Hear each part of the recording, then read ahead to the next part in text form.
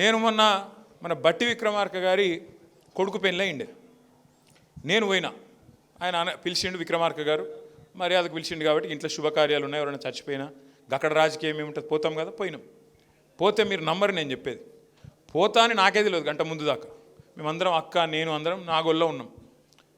మేము పోయి కారు దిగి మళ్ళీ కారు ఎక్కే లోపల ఒక 15-20 నిమిషాలు పట్టింది పైకి పోయి మళ్ళీ వెనకకి రానికి. నేను ప్రామిస్ చెప్తా ఉన్నాను, నేను కూడా ఊహించలేదు. ఇక్కడ దిగి మళ్ళీ కారు దిగి వేదిక మీదకి పోయి కిందికి వచ్చే లోపల ఆడ ముఖ్యమంత్రి ఉన్నాడు, మంత్రులు ఉన్నారు, మొత్తం కాంగ్రెస్ నాయకులు ఉన్నారు. కనీసం ఒక 100-150 మంది కాంగ్రెస్ కార్యకర్తలు చేతిలో చేసి అన్న వస్తున్నది మీ గవర్నమెంటే, అన్న వచ్చేది మీ గవర్నమెంటే. నేను ఊరికే చెప్పట్లేదు, ఉత్తగానే చెప్తలేను, ప్రామిస్ చెప్తున్నా. నాకే ఆశ్చర్యం అనిపించింది. కారులో ఎక్కిన తర్వాత నా వెనకాల ఒక శాసనసభ్యుడు ఉండే, ఆయన అన్నాడు, అన్న రేవంత్ రెడ్డి ఈ వీడియో చూస్తే మాత్రం ఊరేసుకుంటాడు అన్న అన్నాడు. అరే నిజంగా నాకు అర్థం కాల. ఆడ అడిగినా నేను చేయగలిపి అందరూ మీ గవర్నమెంట్ అంటే ఎవరబ్బా ఇల్లంతా అని చెప్పి ఏ ఊరు మీదని అడిగిన. ఒక ఆయన ఖమ్మం, ఇంకొక ఆయన మదిర, ఇంకొక ఆయన పాలేరు. ఇట్లా మొత్తం ఖమ్మం జిల్లా వాళ్ళు ఎక్కువ ఉన్నారు. సహజంగా ఆయన జిల్లా కాబట్టి మా డిప్యూటీ సీఎం గారిది వాళ్ళే ఉన్నారు, మొత్తం కాంగ్రెస్ కార్యకర్తలు. వాళ్ళు ఇంకో 2.5 ఏళ్ళు కాలే, ఇంకా సగం టైం కూడా కాలే. కానీ వాళ్ళు కాంగ్రెస్ కార్యకర్తలు చెప్తున్న మాట ఈరోజు, వచ్చేది మీ ప్రభుత్వమే, రాబోతుంది మీరే అని చెప్పి షేక్ హ్యాండ్ ఇచ్చి అడ్వాన్స్ కంగ్రాట్స్ చెప్తున్నారు వాళ్ళు. నాకు అర్థమే కాలే. మరి వీళ్ళే ఇట్లుంటే కాంగ్రెస్ కార్యకర్తలు, జనం ఎట్లుండాలా? మరి జనంలో ఎంత ఆక్రోశం ఉండాలా? అంటే ఇవాళ వాస్తవం ఏంది అంటే ఈ రాష్ట్రంలో అందరూ కూడా ఒకటే అభిప్రాయంతో ఉన్నారు. రాష్ట్రంలోని ప్రజలు, ఆటో నడుపుకునే ఒక తమ్ముడు కానీ, లేదా అంతరిక్షంలోకి పోయే రాకెట్లు తయారు చేసే ఒక తమ్ముడు కానీ, అందరి మూడు ఒకటేలాగుంది.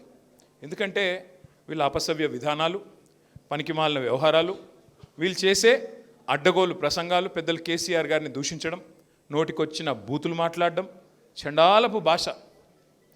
ఇవాళ ఈరోజు మేమేదో సమస్యలు ఏవైతున్నాం, ఓ మంత్రి గారు ఇల్లీగల్ మైనింగ్ చేస్తున్నారు, ఆయనను రాజీనామా చేయాలి, సభాసంగం వేయాలంటే ఉల్టా వచ్చి మీ మీద కేసులు పెడతా, కాలేజీలో పోయి ఫీజు రీయింబర్స్మెంట్ అడిగినారు, వాళ్ళ మీద విజిలెన్స్ దాడులు, వాళ్ళని బెదిరించుడే. నిరుద్యోగులు పోయి అరే ఏమైనా నీ జాబ్ క్యాలెండర్ 2 లక్షల ఉద్యోగాలు ఏమాయంటే వాళ్ళ మీద ఉల్టా దబాయించుడు, వాళ్ళని కూడా ఉల్టా మరి లాఠీలతో కొట్టించుడు. అట్లాగే మా నాయకులు, ప్రతిపక్ష నాయకులు, మేము మాట్లాడితే సబితక్క మాట్లాడినా, నేను మాట్లాడినా ఉల్టా మా మీద కేసులు పెడతా అని బెదిరించుడు.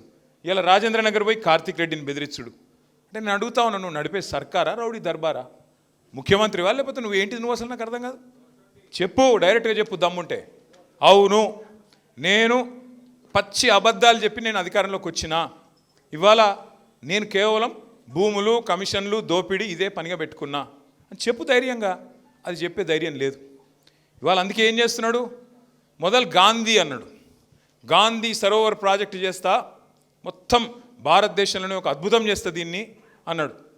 గాంధీ గారి మునిమన్మడు చెప్పిండు తుషార్ గాంధీ, వద్దురా నాయన నువ్వు చేస్తే గాంధీ కూడా బాధపడతాడు, వద్దు నువ్వు పొరపాటున కూడా ముట్టకు, ఆడ ఉండే ఇండ్లు గిన్లు అన్నీ తీసేసి గాంధీ గారి ఆత్మకు శోభిస్తుంది, అట్లాంటి పని చేయకు, not in the name of Gandhi అని చెప్పి గాంధీ గారు మునిమనవడు చెప్తే ఇప్పుడు ఇక ట్రాక్ మార్చిండు.